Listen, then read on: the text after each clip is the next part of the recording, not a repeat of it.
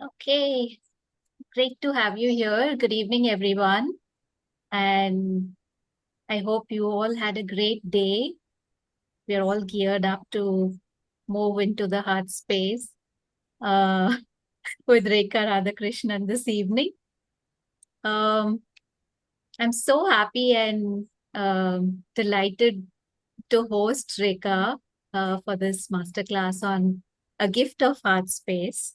If you recall, sometime back in the group, we were having a discussion on holding space. And this is a topic which is very close to my heart ever since I learned it.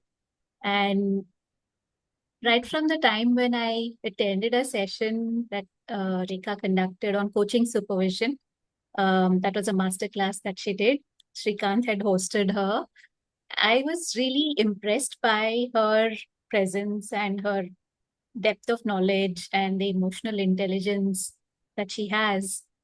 And most importantly, in my conversations, I saw that she had an amazing ability to hold space. So sh when she said, "Okay, does anyone want to host me?" I put up my hand immediately. One, because of her. Two, because of the topic, which is very close to my heart. And uh, let me introduce her to you. She is a professional certified coach from the International Coaching Federation. She's also a certified coach supervisor with more than 18 plus years of professional experience with a prior corporate background in leadership hiring and talent management. It's her passion to support people development, and that led her to pursue understanding of human behavior. So she undertook extensive training in psychology, in disciplines like person-centered approach, Gestalt Psychology and Therapy, systemic family constellations, and somatic experiencing. So that led her to working at a systemic level with the body and mind, and working with wholeness, with synchronicity. And that's led her to creating sustainability in progress development for her clients. So welcome, Rekha. And I'm sure all of us are keen to learn about the topic, and over to you. Thank you so much. Thank you so much, Sunita. Hi, everyone. Good evening with whatever time zones, good morning, good afternoon, good evening, that the time zones that we are in. And yeah, while this heart space is definitely very, very close to me as well. And the heart space is really both a space that is not just outside of us, but that is something that is within ourselves as well. The space between the roles that we play in life and the space that offers us expansiveness and allows ourselves to be vulnerable and be authentic towards ourselves. It's not just what we offer as a space for others, but it is also a space for yourself within. Because if even all these roles didn't exist, you will still continue to exist for sure. And that's really the essence of the heart space on how we can really look at ourselves and how we look at others as well. I'm going to do a quick share screen, before we kind of, begin as more people are still joining. Yeah, just give me a moment.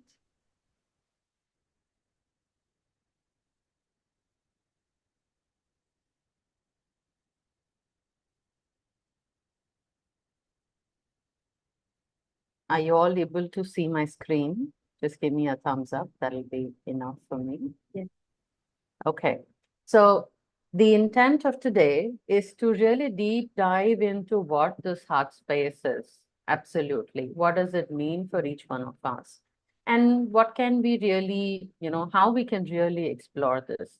And since most of us here are coaches as an audience that we do have diverse set of audiences, but we have people from coaching, therapy, and different backgrounds. So we will be diving into more from a human and a coach perspective both. And I'll be keep, exchanging between these two perspectives on different aspects that we really, go through for today.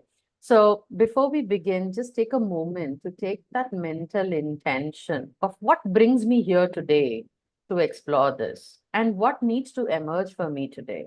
I'm going to just give a couple of seconds for each one of you to just ask yourself these two questions. What brings me here and what needs to emerge for me today?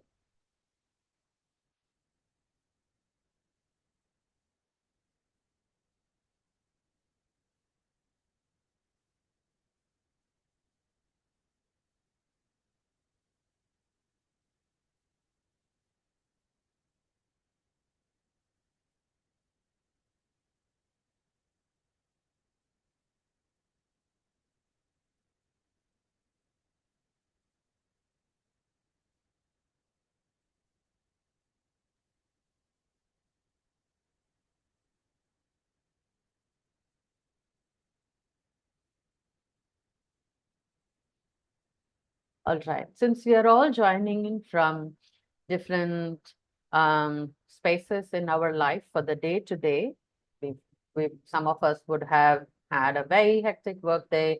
Some of us might be just starting our days as well for today evening. So let's just take a moment to bring our whole self into the here and now for today. So I'd request all of you, it would be good to have everyone on video to see each other and connect with each other. And we're going to do a small exercise for all of us to bring ourselves in the present moment to what we are here for today. So just relax on your chairs and take a very comfortable position. And just take a few moments, few seconds to just connect with every part of yourself within you. And we're going to start with a small breathing exercise. We will do it 3 times, all of us together. So we inhale for 5 counts, we hold for 5 counts, and we exhale through our mouth for 5 counts. Like we inhale, hold for 5 counts, and we exhale with our mouth. And we do it 3 times, all of us together. Everybody put yourself on mute. And just if 5 counts seems too much, just take 3 counts. That's perfectly fine. Yeah. And just let's begin that.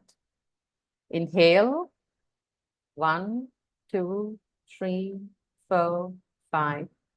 Hold for 5 counts. 1, 2, 3, 4, 5. And exhale through your mouth slowly for 5 counts. 1, 2, 3, 4, 5. Once more. Hold. Exhale. One last time. Inhale. Hold. Exhale.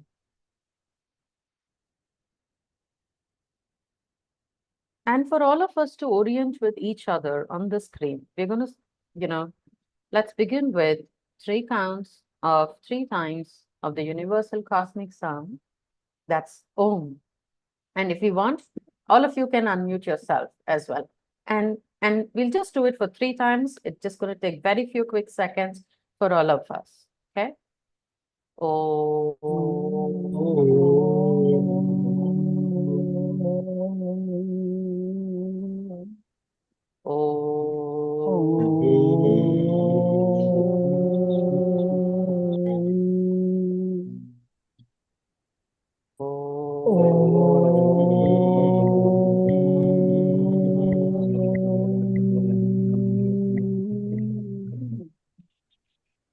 Take the time to orient with everybody here on the screen. You don't have to look at someone very specific, but just be okay with the people that are there around you on your screen.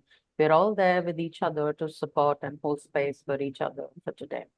Now, as we dig deep dive, and for people who have joined a bit late, just take a moment to have the intention of what brings me here and what needs to really emerge for me. Yeah. And for the rest of us, I'm going to start with a question, and I'm going to put this link, or I'm going to request Sunita to put this link on the Mentimeter. This is the Mentimeter link, and the question to you is, what word comes to your mind when you think about this word, heart space?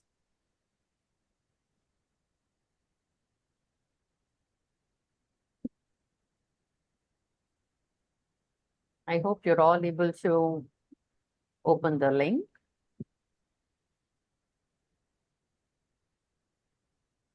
So just take a moment to, just put that one, word. What word comes to your mind when you think about the word heart space?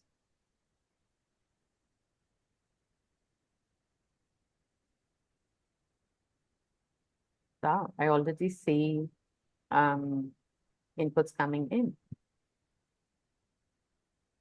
Openness, love, abundance, connect, creativity, welcome, peace, heartfulness, higher connection, freedom.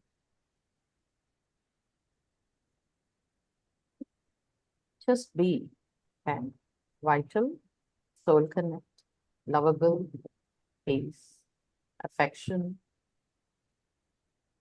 Keep it coming. It's lovely to see all these responses.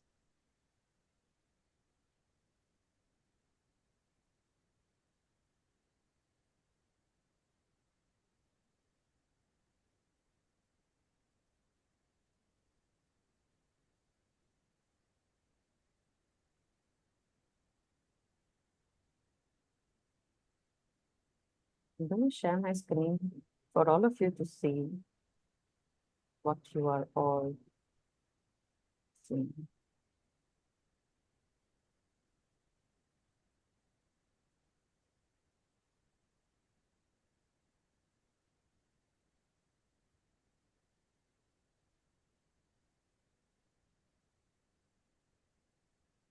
Can you all see the screen here? It's amazing to see so many words, and they're all connected to each other. They're no different. We have some 34 responses from people.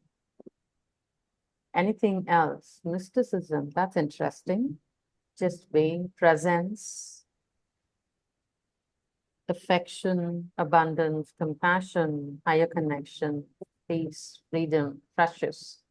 All right. Thank you, everyone, for sharing. What does this word mean to you?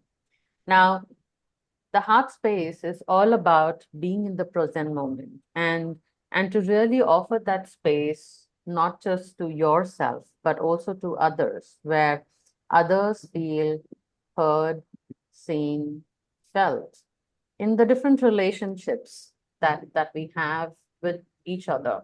It's a space to really have no judgment, if not completely no judgment, the very minimal judgment that we could have as human beings, being supportive, expansiveness, emergence, empathy, being authentic, compassion, unconditional positive regard, congruence within oneself, and boundaries. Because boundaries, without boundaries, all these doesn't make any meaning, because it's important to have boundaries to be able to offer these space for oneself and towards others. Now we're going to do a small activity. Now this activity is where you can follow my voice note as well. Now what you need to do is, this activity is called tasting the poison before the elixir. Now we all play different roles in life. Now we're going to look at a couple of roles. And of course, most of us are coaches as well. So we're going to take 6 roles and take a sheet of paper and divide and tear the sheet of paper into small, say, boxes, rectangles. And you can write all these 6 roles in that.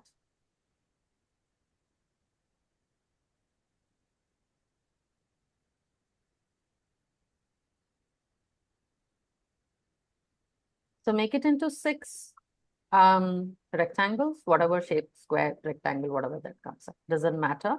And just make like small, sticky note kind of a thing. The first one is self.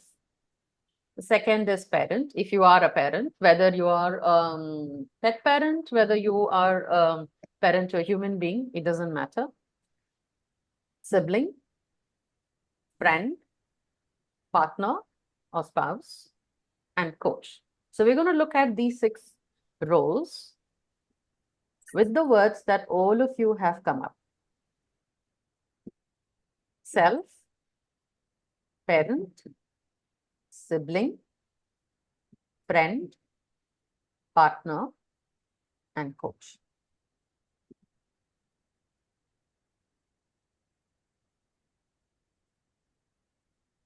Now, once you have made these chits, place these chits around you, and you can do it either sitting or standing. But if you give some movement to your body, it will give all of you a little bit more sense of what's happening within you as well.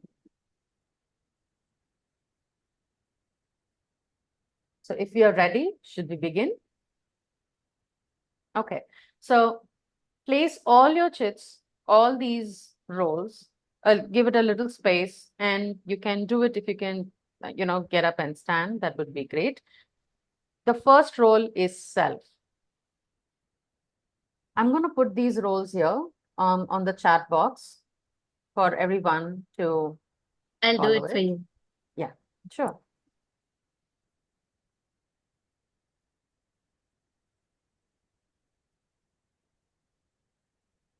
Okay, I'm just...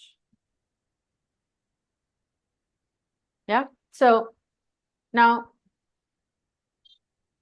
get up and stand on the space of self and just notice, what do you notice with these words of heart space that you have come up for yourself, that we all have just outrightly just spoken about?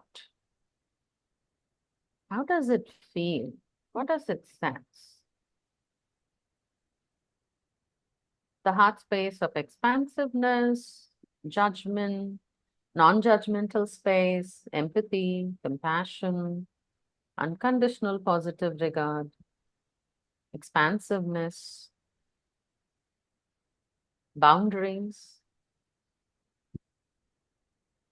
How does it feel? How does it sense? And you don't have to spend too much of time, but just get a sense of what you hear, feel, see, and how does your body also feel?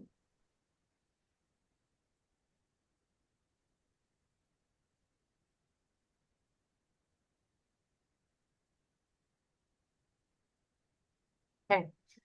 And come back and write down, what did you sense for yourself? What did you feel for yourself? What came up for you?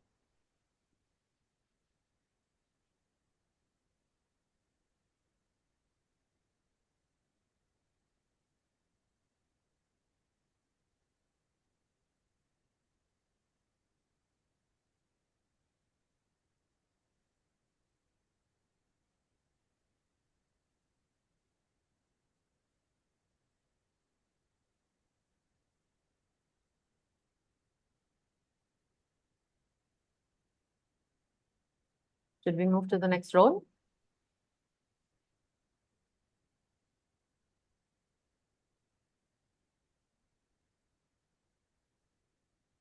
Okay. The next role is friend. So getting a sense of the words that we describe for heart space. Just be there in that space as a friend and notice, what does this heart space look like for me at this point of time, in this moment?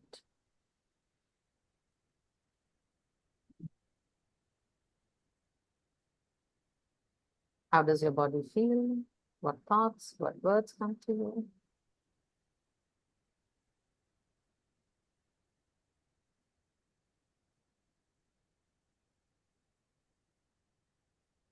What feels okay? What does not feel okay?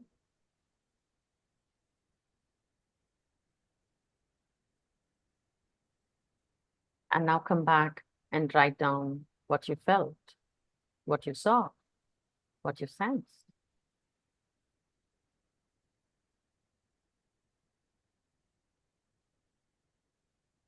could be even emotions that might be emerging for you in this moment. That's perfectly fine.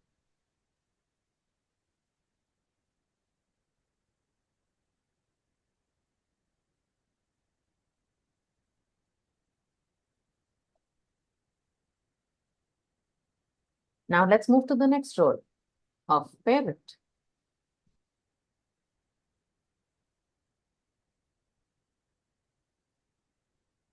When you step into the role of a parent, how do you see this heart space for yourself?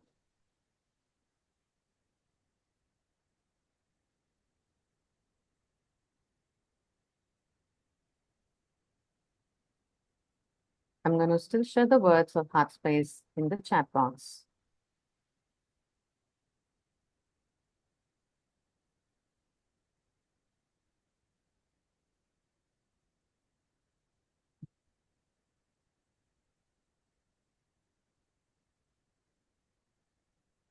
And come back and maybe just make a note of it for yourself.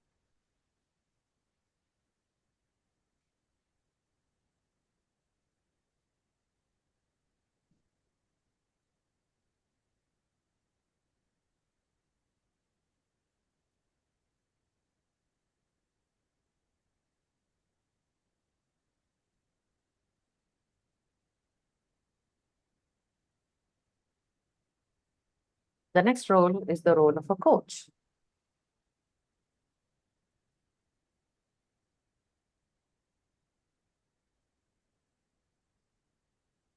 And how does this sense? How does this feel from a heart space perspective?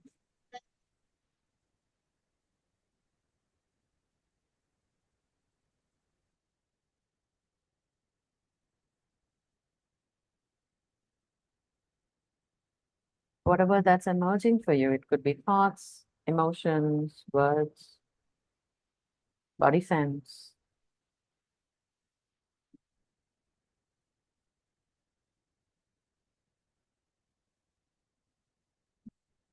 And just make a note of it, what you're sensing, feeling, hearing.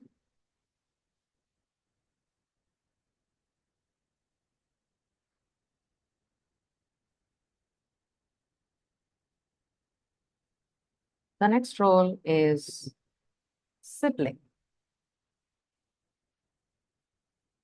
And for people who don't have siblings, it's fine. Maybe people who are very close to you, who you feel like you are a sibling to them, that's also fine.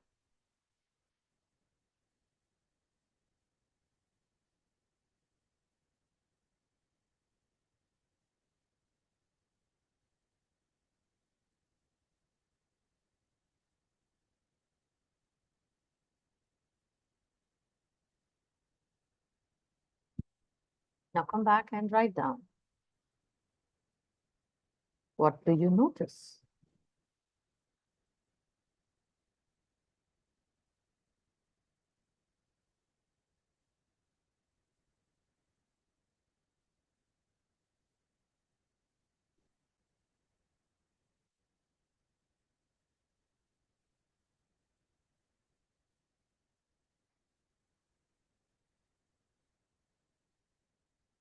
The last role that's left is partner or a spouse.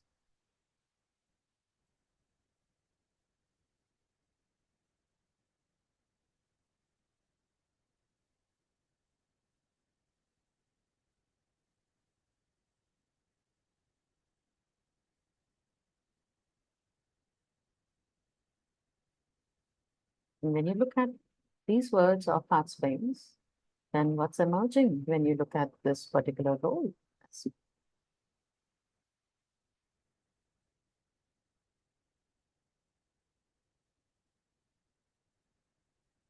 Now come back and write it down.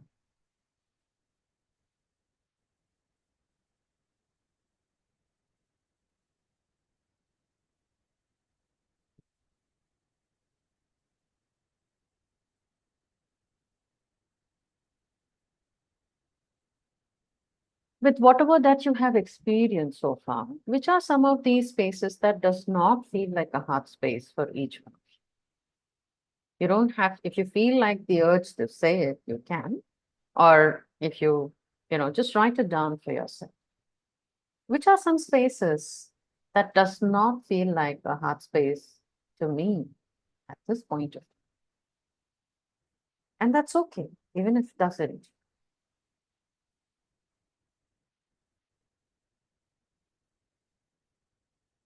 Now, from a space of a coaching context perspective, since we're going to keep moving from a human to a coaching context as well, you know, if we look at from a very, human point of view, where we all have worked in organizations, and I've come across people and leaders when I really coach them, they've come up with challenges like, oh, I believe that, I love to recognize people that I, work with.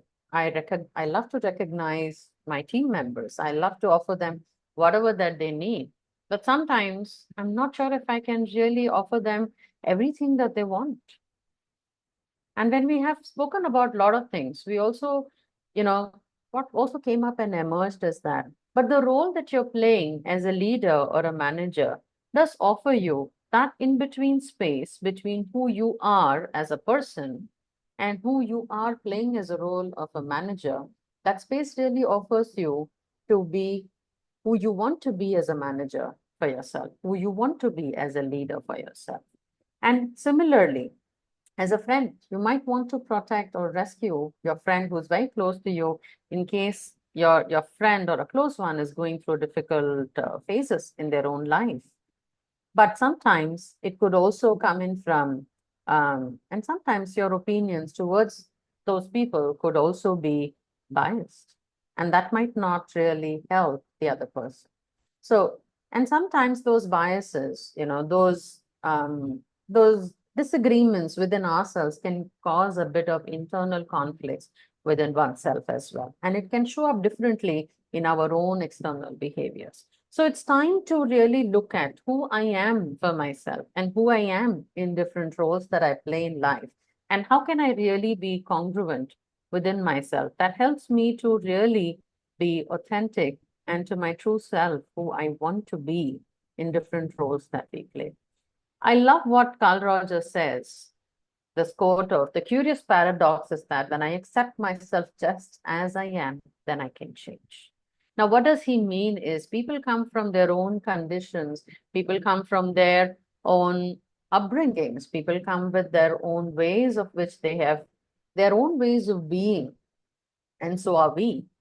But we can't change others. But if I can make a change within myself, then, and if I can accept myself, that's when the change really starts to begin for oneself as well.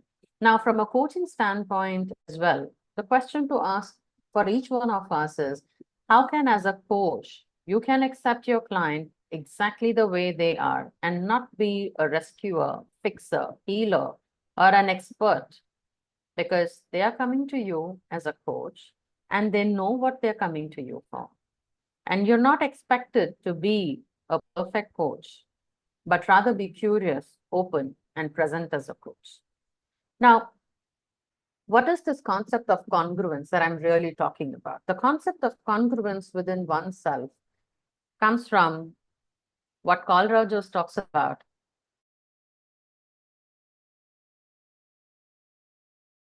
How am I, what I think, what I say, what I believe, what I do in my actions, are they congruent to who I am being in every circumstance?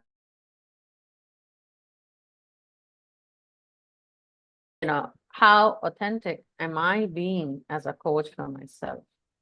What I value as a coach, do I really exhibit those in my own actions? Do I feel congruent within my own thoughts and my own body language? If I may be feeling something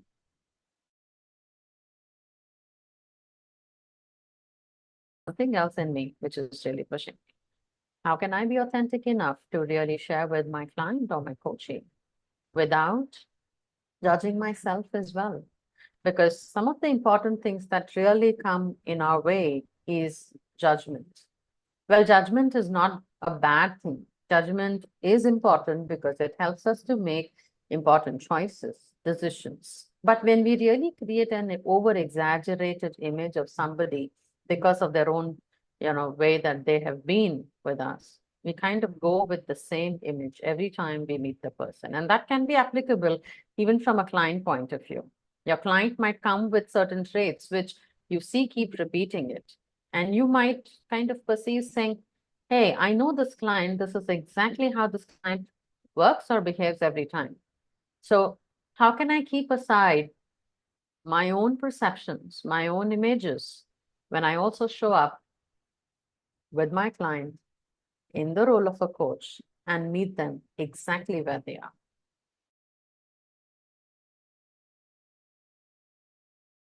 To go where I would like to see my client where he or she or they need to be.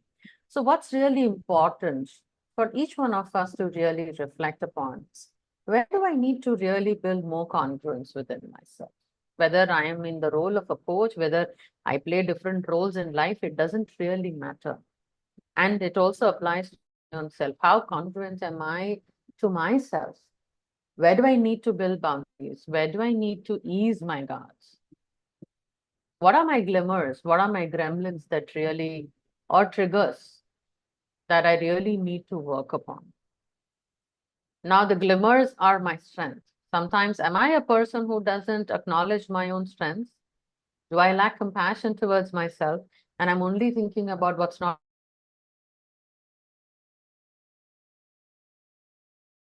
standpoint. You can get a client who is very self-critical on themselves. And sometimes there can be, that your client can also be critically looking at you as a coach. But how do you not get impacted with that, but rather create that belief about yourself? What do I need to keep? What do I need to let go? What do I really need to hold on? We human beings are extremely good. And when I say we, all of us here in this room, we are extremely good at really keeping things very close to ourselves, whether it's good things or whether it is not so good things. And when we have to let go, we have our own struggles around it. Because when we let go, something is very empty around us. Some things are very empty within us. And sometimes that emptiness can feel very scary. That emptiness can really make us, or, make us to act in certain ways which we may be okay, which we might not be okay. When I'm willing to face things, when am I not willing to face things? What do I need to do for myself? What is the space that I'm really operating from? When we meet people in our own different roles, whether we are at home, whether we are at workplace, whether one is a therapist, coach, different professions, it doesn't really matter. When we meet people, are we meeting people from a perspective? And I'm only, sharing to consider this perspective that as a human being, we are all whole and complete. We have all the resources within ourselves. And everybody knows what they need. Everybody knows what they want. Everybody knows what they need to do. It's not that people don't know.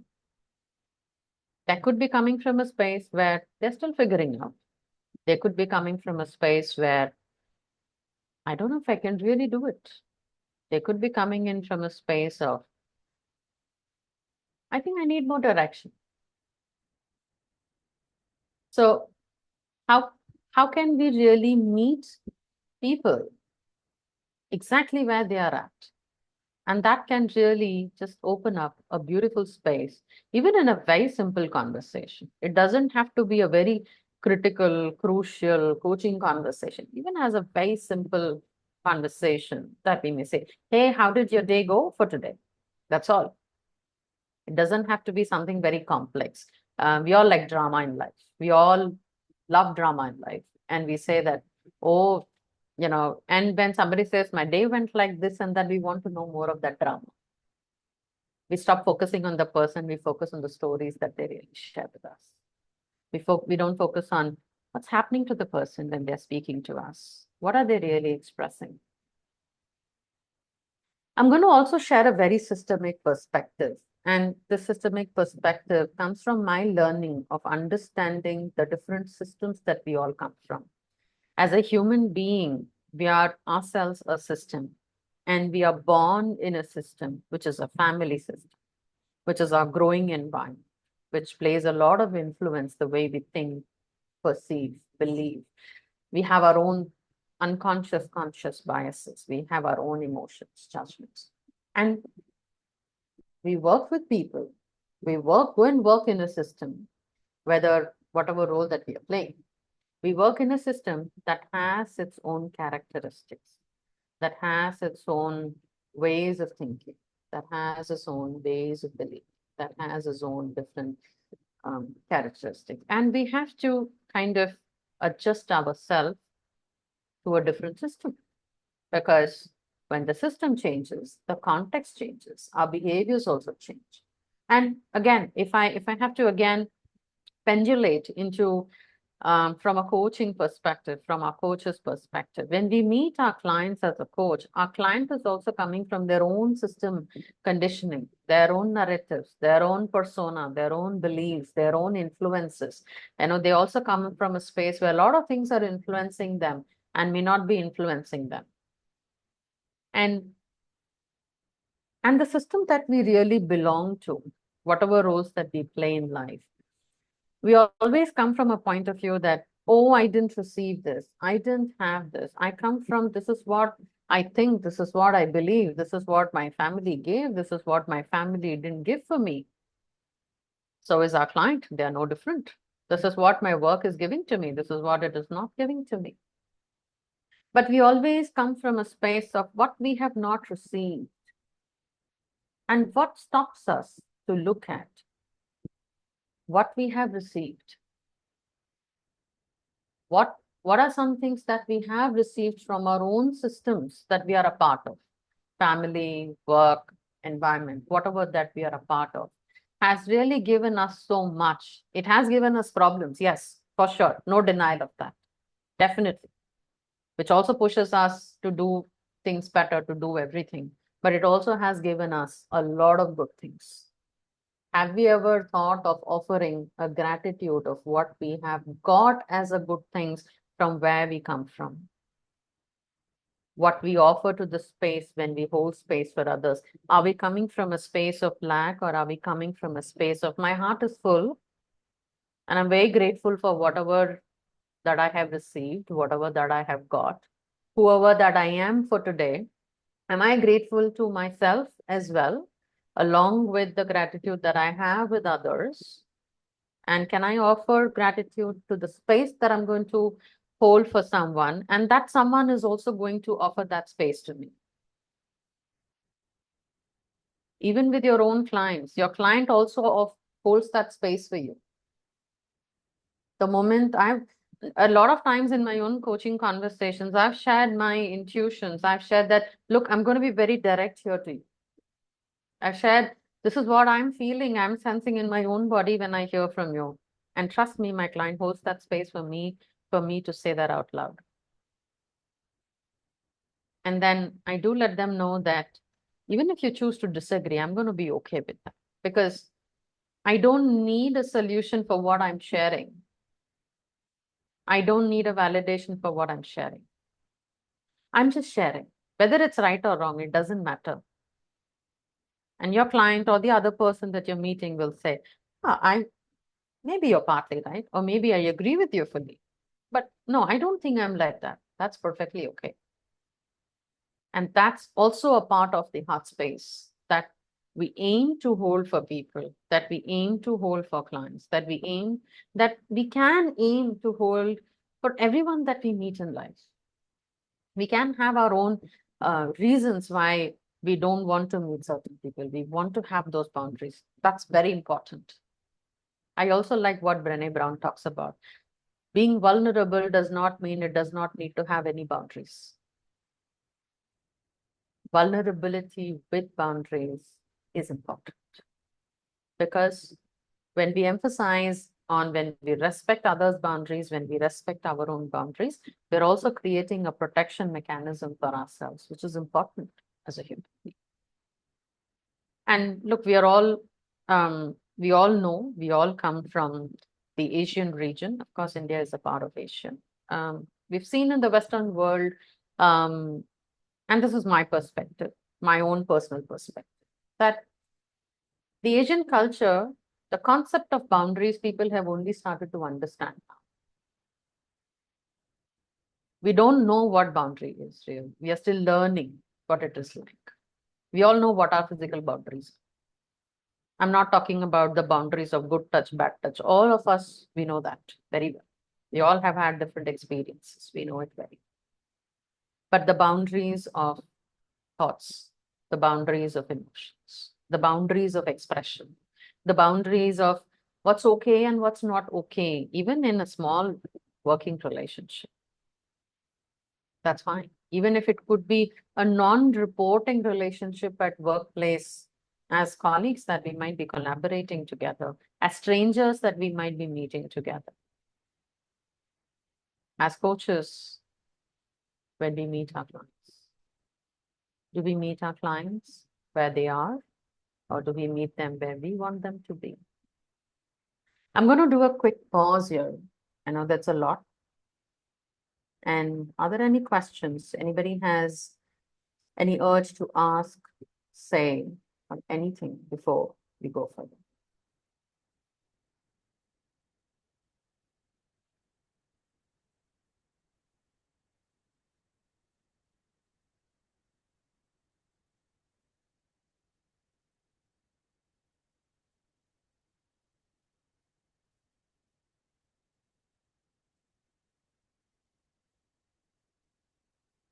Feel free to unmute yourself.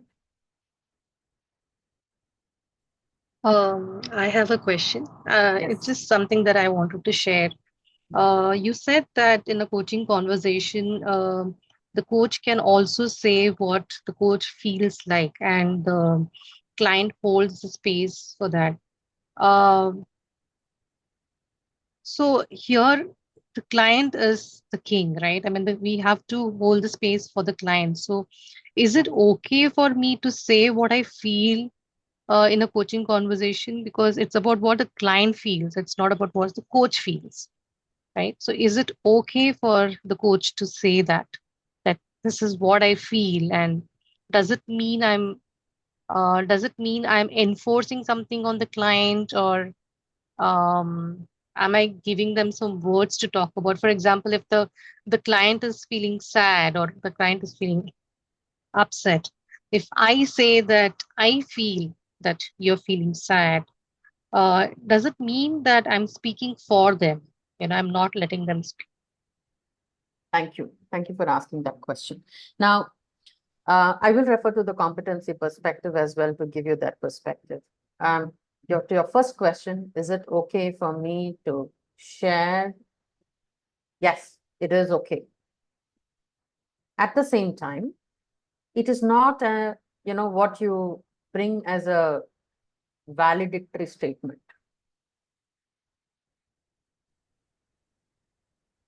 Rather, how can you share it as an observation?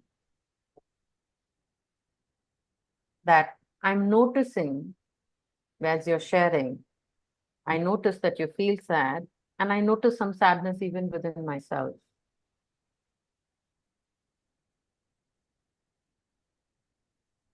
And just leaving it there with detachment. It's okay if your client disagrees. No, I don't think I am feeling that. That's fine. Shrikant. Yeah. So I'm going to answer Vidya's question. So client is the king. I completely agree. But your intuition is your intuition. Okay. So go with the intuition. And when you are communicating what you're sensing, you have to own it. If you don't own it, it will come across as judgment. That is where you need to be very careful. Hey, clients, while you are sharing this with me, I'm sensing A, B, C, D. What are you sensing? Let the client say no. Don't get attached to it. No, I sense this. You should have. No, don't get into that argument. So the moment you are willing to detach from whatever you are shared, it's perfectly fine. But if you hold on to your sensing, then it becomes your agenda. Thank you for adding that. So it's not imposition of your emotion, but it's sharing what you're feeling in that moment. And even our coaching competencies, you also say that the coach notices and shares observations of what they are noticing about the client without attachment or with detachment. I'm not going to the verbatim line, but it's part of our competencies. Yeah, for example, Rekha called this out. Sometimes if you're absolutely in sync with the client, when they're experiencing an emotion, they may not be able to feel it in their body, but you may be able to feel it. So you can always say, hey, client, while you are sharing this, whatever that you are sharing, I'm experiencing an emotion in whatever part of your body. Where are you feeling it? The client will say, no, I'm not feeling it anywhere. Perfect. It's okay. But if the client is also feeling, that means you're in absolute sync with the client. So you are, it's a space where if you are sensing, feeling, just play it. If you don't do that, then you're not being authentic in the conversation. And it doesn't have to be right. Yes, absolutely. Absolutely. It's okay if you're wrong. If a client says, I don't agree with you, that's perfectly. It's possible that they're still figuring out what they are feeling. Not necessary. So tying it to your intuition, when to share and when not to share. You may sense that this is what I'm feeling when my client is sharing something, but should I be sharing it now? You can ask yourself. Go with what your intuition, what your whole self guides you in that moment that is appropriate and necessary for that conversation. Maybe it's not necessary, then don't share it. You take a call, you know yourself, you know your client. And what would it look like for you to trust that field that both of you are a part of in that space that both of you are a part of that in that moment? I hope that answers your question. Yes, it does. I think the catch is detachment as well. I mean, I can still share what I want to share, but I think I shouldn't be holding on to it. I should be detached. Sarabjot. And then we'll go to KP. So it's just a follow-up question on what you were sharing, Rekha, that I share with the client and the client says that, no, I'm not feeling it. So what's my place there then? So, is it like, do I need to accept that I was wrong in my observation, or I just leave it there as it is? Brilliant question. You're sharing because you need a validation from your client that you're right, or you're sharing because you're sensing in that moment.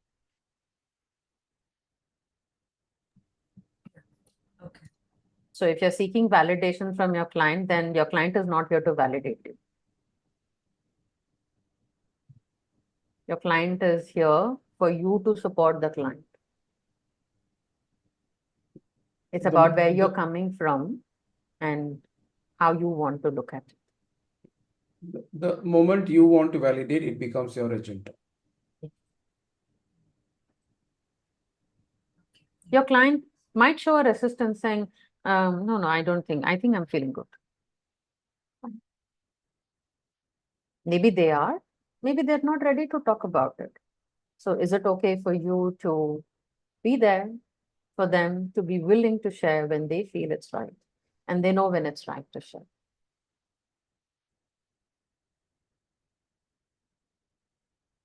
Does that answer your question? Definitely. Thank you. KP. Yeah, hi. Rekha, you mentioned about boundaries, various boundaries. One of them you shared boundaries for thoughts. Mm. And then also, what do we express? What do we don't express? So I was intrigued with these two statements coming together. If we have a boundaries for thoughts, so how do we express that, or we don't express that? Sure. So depending upon So I want to ask you, are you asking this more from a coach-client perspective, or is it as a general human being perspective? General. Okay, so you may have, say, for example, you want to really say something to someone, but does that give you that freedom to say anything that you want to? Because it might not be accepted. You don't have to say everything that you really, it's like emotional dumping. Then you say what, and sometimes we've all have experiences where somebody comes and says, and just blurts and blurts and blurts and blurts and just says everything, and we are wondering, why did this person even say all these things that's not required? Even if there is a context. It's okay to express, it's absolutely okay to express what the person wants to share. But if it goes beyond something and you feel that this is not respectful, that's a boundary that I'm talking. Mhm. Everybody deserves respect. Everybody deserves the grace. So that's the boundary I'm talking about. It's absolutely okay to express oneself, but that boundary is to not cross being disrespectful. And Thank you. that's my point.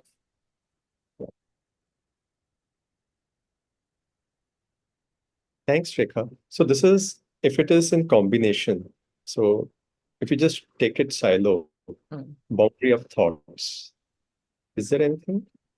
Boundary of thoughts? Yeah, the boundary of thoughts is what I'm noticing these days, that we all have a number of thoughts that keep going on in our mind.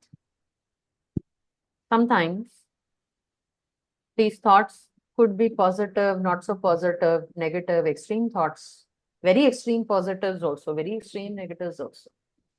If we can create a boundary and say that, okay, this is just a thought, I don't need to put meaning to that thought, then we create that boundary, which helps us to be more in the present moment. And that's what I mean by the boundary of thought. Thank you. Thank you. Rashmi. Hi, I just wanted to add to the discussion about the observation of our own feelings and emotions as a coach. And maybe if it's okay, I'll just share what I usually do in such moments. And maybe Shrikant and Rekha can say if that's a good practice, because that's worked for me. That when I work with clients and, I usually observe something, and I have a feeling that I want to express. What I do is I first take permission from them. So what I do is I tell them that there's something that's coming up to me as you are sharing this. And is it okay if I share that with you? Will you be willing to kind of, accept, or would you like to, is that okay if I share that with you? And I think most of the times clients become more curious and they would like to happy to kind of, listen to, what is it that's coach is now coming from? What is it that the coach has observed about me? And that curiosity also makes them more open to kind of listen to what you're saying. So then as a coach, it also helps me detach from my own observation or intuition which has just come to me. So it's like a choice that I put forward for them. So something is coming up for me, is it okay if I share? And most of the times they're okay. They're kind of they've become inquisitive about it. And after that, when I share that, more or less, I found them to be very accepting, or at least willing to become more and more curious about it, right? And that's been really helpful. One, from the perspective that giving client always the choice, that they have a choice. It's just my thought or my feeling, and it's for them to accept or not accept completely. It's for them. So it helps me detach myself as a coach. It's not my opinion, and oh, the client agree or did not agree, that did not impact me, and that doesn't impact me then. And for them also, it becomes like an open discussion. So I just thought I can add that. Thank you for sharing that. Yes. Seeking permission that I'd like to share something that I'm feeling. I'd like to share my observation with your permission. So yes, I do that every time. And that really works well. Thank you for sharing that. Thank you. Rakesh. So I was just trying to, explore that is this boundaries on thoughts and overthinking, is there any link? Yes. So can you, I'm Yes. curious to know more about it because Yes. Thank very, you very for sharing. important. Yeah. Yes, yes, and that's a very important thing that you brought up here. We all have our own different tendencies, and yeah, and sometimes we all get into that overthinking loop on some things, and that loop doesn't even finish for us. But when we create that boundary, saying, "Okay, I'm going to hold on to my thoughts. I'm not going to give more attention to it. Let it come and go. It's fine." Then I build those boundaries on thoughts to stop myself from overthinking as well. It's a good way to do. There's a good way that sometimes when we work with our clients, and when my client says that I tend to really keep on thinking and I keep thinking, it just never ends.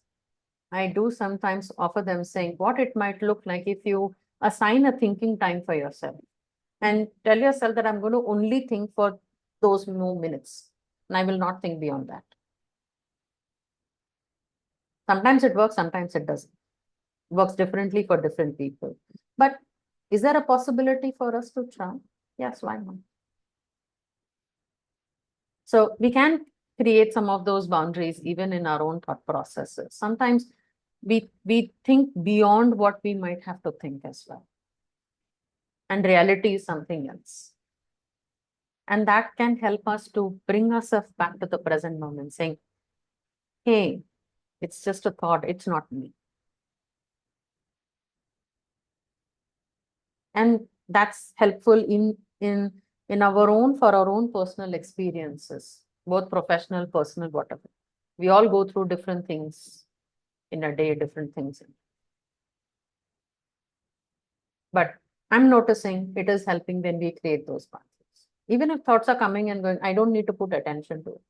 I don't need to make a meaning out of it every time. And I can say to myself that it's not me, it's just my thought.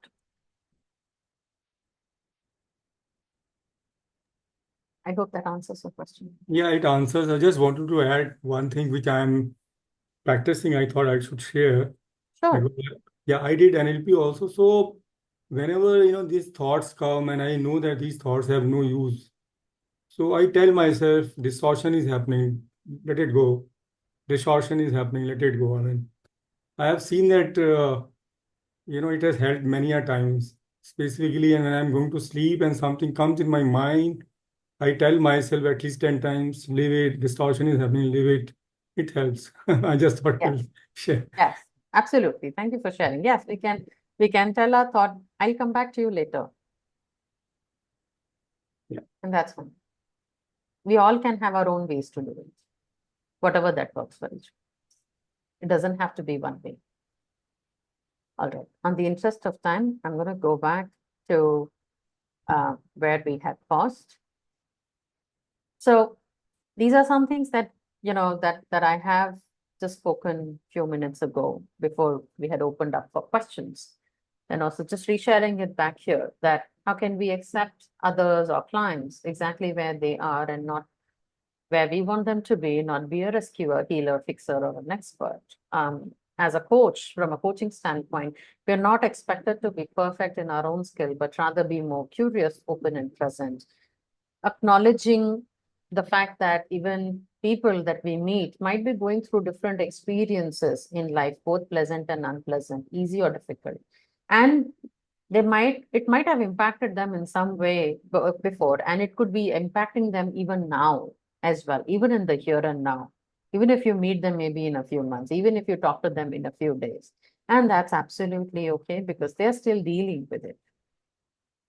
What might happen when we come from a perspective of everybody is complete, every human knows what they want, coming from a mindset of open curiosity, flexibility, and a very person-centered approach of making our own mind and heart open within ourselves and learning to step back from the drama, the narrative, the story that people are building, and rather meet them with what they're really saying, the crux of what they're really saying. And that's a really important skill for us as coaches that I have learned over a period of time that's very, very helpful. To not get into the narrative of people, what they're talking. Sometimes they're just talking so many things. We don't have to we don't have to make meaning of everything that they're talking about. Because that's valid, because it's valid, it's their story. It makes a meaning for them. It doesn't have to make a meaning for us. Yeah. So when we hold space, how can I really learn skills of listening, compassion, empathy, boundaries, building presence, embodying those skills in myself, managing my own emotions, learning to manage and work with my own emotions, developing the curiosity even for within myself, being regular through my own reflective practices, through, whether it's journaling, exercising, having a sounding board, working with coach, working with a therapist, learning new skills. How can I really learn these skills for myself rather than focusing on, oh, how am I judging myself? How I'm judging others? Being critical on oneself, being critical on others, telling myself as a coach at times that I don't have the experience what this person has experienced. Then how can I hold space for that? It could be anybody. And if we start looking at that last point within ourselves, then no profession can actually exist. Even with doctors, we don't go to meet doctors because, oh, they have experienced this disease. No, we go to them because they have the skill to treat us. We work with a coach because the coach has the skill to coach us, and not because the coach would have experienced some incident for them to understand what I'm sharing, what I'm talking.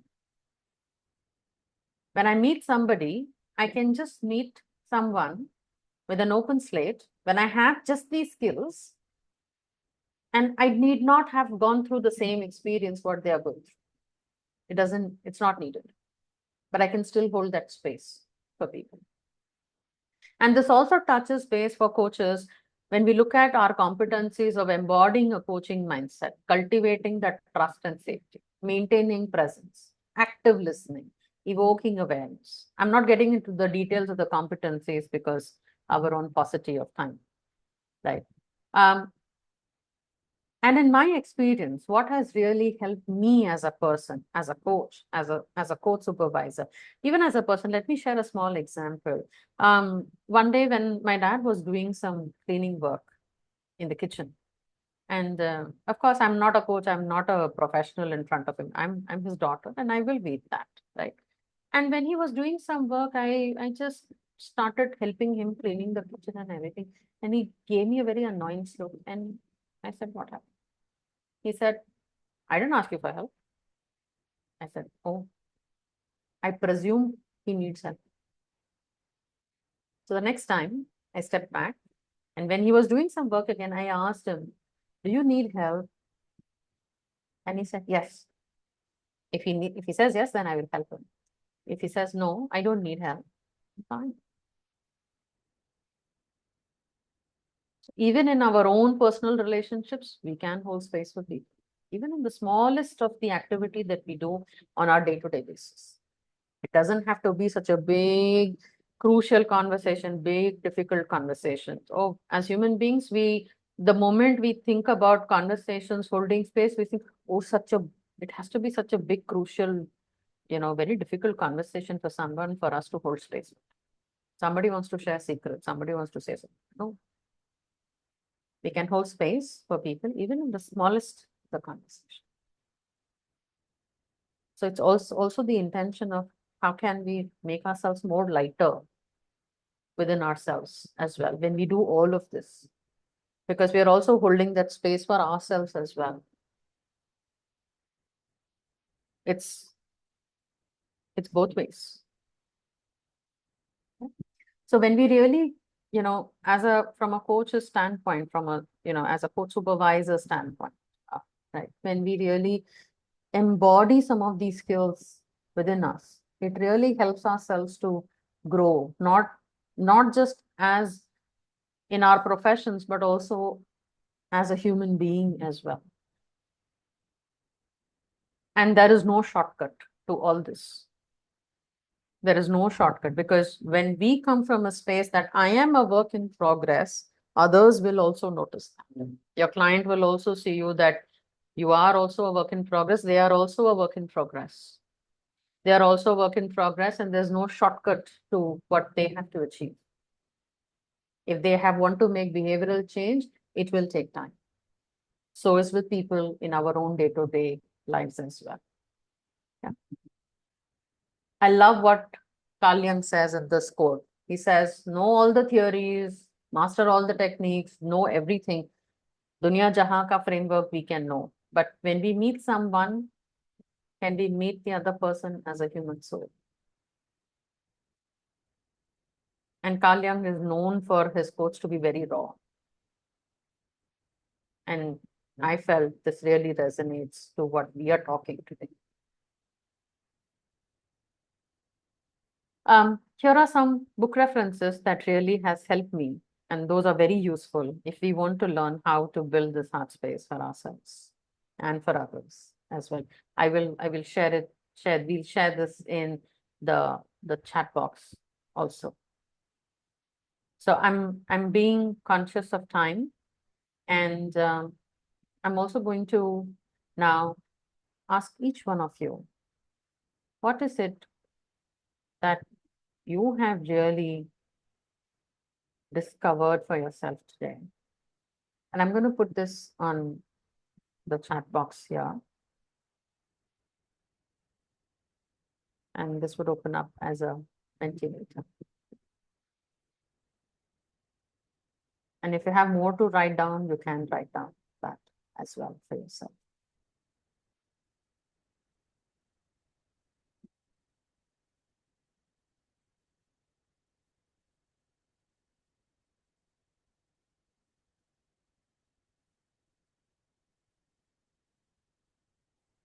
I'm going to see. So what's been your takeaway or insight for today? Sorry for the grammatical mistake out there. I will do a share screen of the results that show up. Take your time. A moment.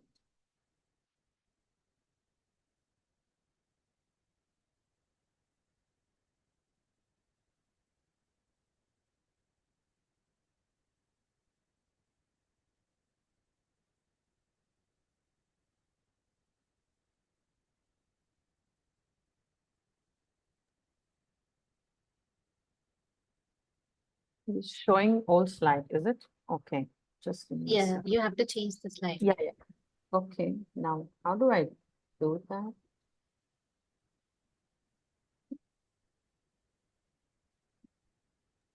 In Mentimeter, down Yeah. below, there Yeah. must be an arrow sign.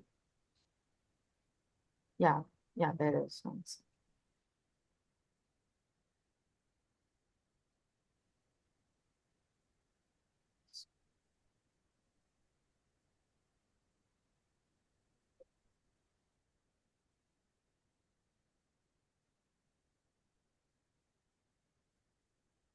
In the meantime, maybe you could Yeah, you can. share if anyone wants to share.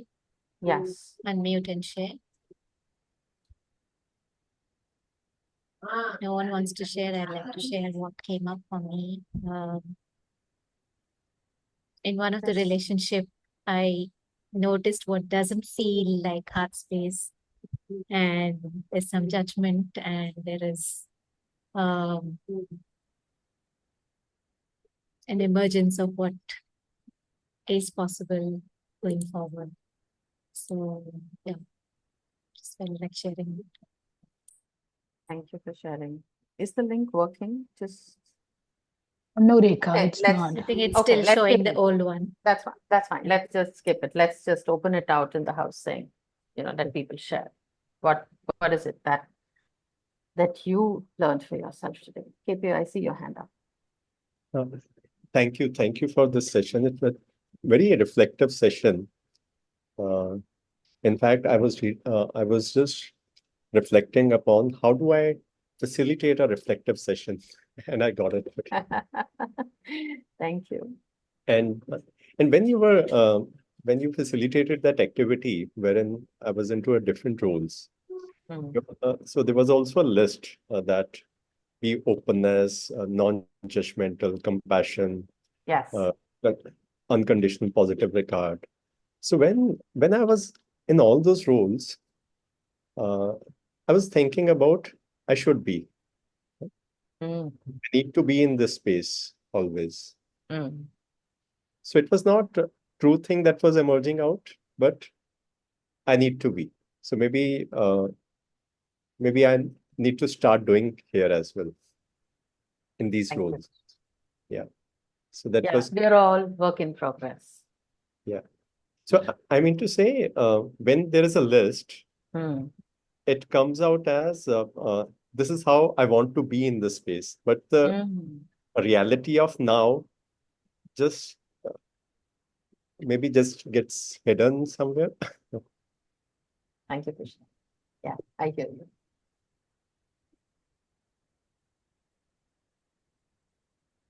Rakesh. Yeah, so thank you very much for this wonderful session. Number two, I think what I learn to have space in all the situations. Mm. I think that is really, hitting to my heart. And actually, we started with gift of heart space. So I think this is really beautiful, and I think it makes life easy. It makes life easy if obviously it happens by practice, that you learn to hold space in all the, even in the small activity, as you said. I think that was really good for me. And number two, the last quote actually is, whatever you are in your life, you may be an expert in, but when you are dealing with a human soul, be a human soul. That is again fantastic, and I loved it. Thank you. Thank you. Me too. Yeah. Hello. Thank you so much for this wonderful session. What I could make out was, unconditional accepting things as they are, and watching them as they are happening, and not necessarily everything will make a meaning, and we need to, align some judgment to it. It's not necessary, each will be very clear to you, and understanding it, and being okay with not being okay also at times. Yeah, this is what I could actually gain through it. And thank you so much for that reflective thing. Yeah, thank you so much. Thank you, me too. And yes, it's, you may not feel okay about some things, and that's okay. Yeah.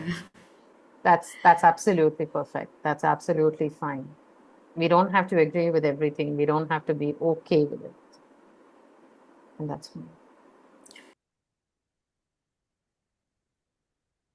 Okay. Anybody has any questions, any thoughts?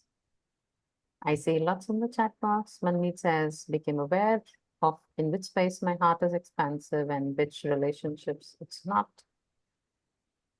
Rashmi, I just what she had put as a comment. Sarabjot says, boundary of thought is a great takeaway.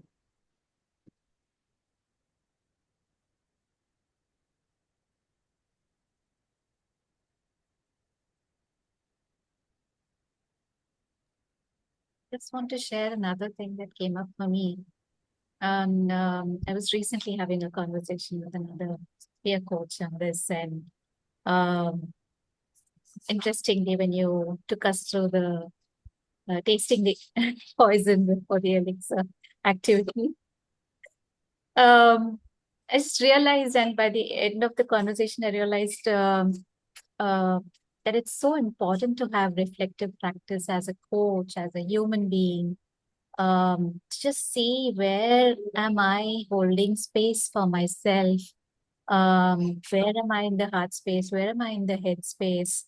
Where is it that I'm doing well? Where is it that I could do better? Of course, all these resources are there. And like you shared in the example that situation that you had with your dad, It's in the daily life. It's in the small little moments. It doesn't have to be in only conversations that we have with our clients. It's everywhere. And it's even in my own thoughts, my holding space for myself. Yeah, so thank you so much, Rekha, for that. Thank you for sharing. Thank you, Rahul. Manmeet. Yeah, hi Rekha. First of all, thank you so much for this 1 hour of reflective practice. So much to absorb. I'm reminded of what Brené Brown says, that you can love others as much as you love yourself. And at the risk of me simplifying things so much, I'm curious to know that these all 6 roles that we are playing, is it also sprouting from the self? When I'm holding the heart space for myself, am I able to hold the heart space for others more, or is it not that simple? I don't know if that was a question for me. Oh, it's a question for sure. I'm saying my mind is simplifying it this way. Is it the direction what I'm thinking, right? Or there is more to it? See, when we are born as a human being, all these relationships are made after we are born. But these relationships didn't exist before we were born. The moment a baby is born is where the adults tell them that this is your mother, this is your father, this is, as we grow, we create our profession, we make friends, we meet people, we make relationships. But before all these relationships, you have your own relationship because we were born first as a child, as an infant. And these relationships came into reality only after we were born. It didn't exist before we were. People existed before that, but not in that relationship with us. So these relationships exist because you exist. And even these relationships are not there, you will still continue to exist.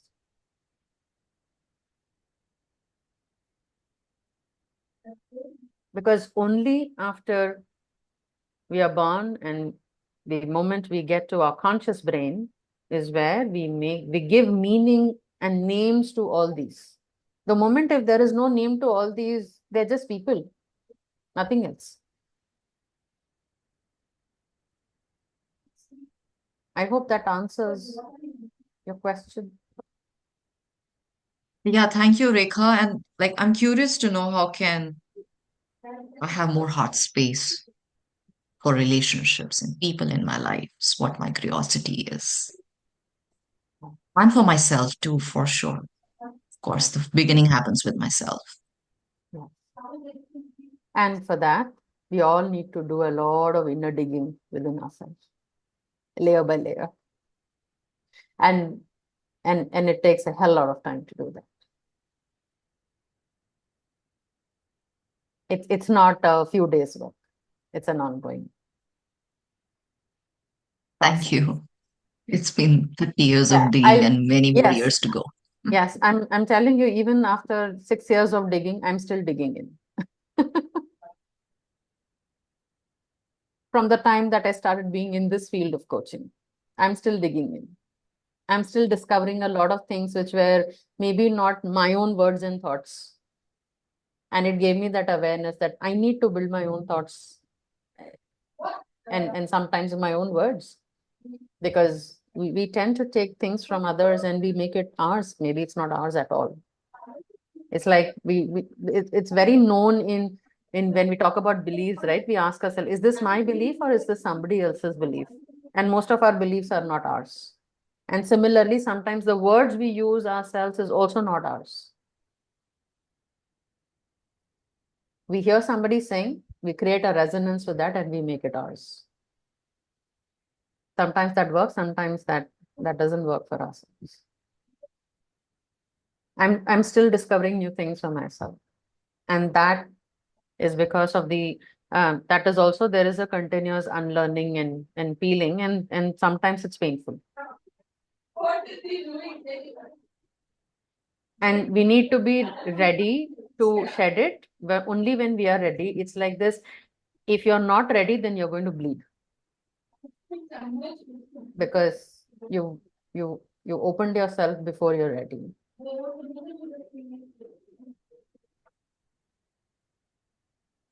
So it's a continuous process. And it is exhausting. And it is difficult. And it's very, very Thank you. tough to travel that path.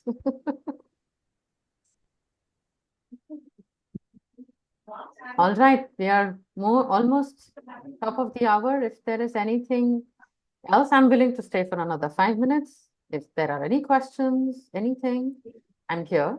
Feel free to drop off if you have to. Before you drop off, we can maybe have a group picture. I know a lot of people dropped off before.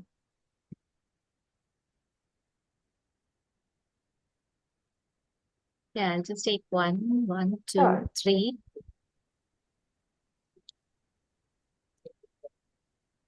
Thank you, everyone. Thank you so much. Good Thank night. you, Rekha, for this wonderful you, session. everyone. Thank you, Sunita, Thank you. for Good night. this. Thank Thank you, you. Rekha. Shall Thank you, see you. Sunita. Wonderful Thank you. session. Thank you. Thank you, everyone. Thank you.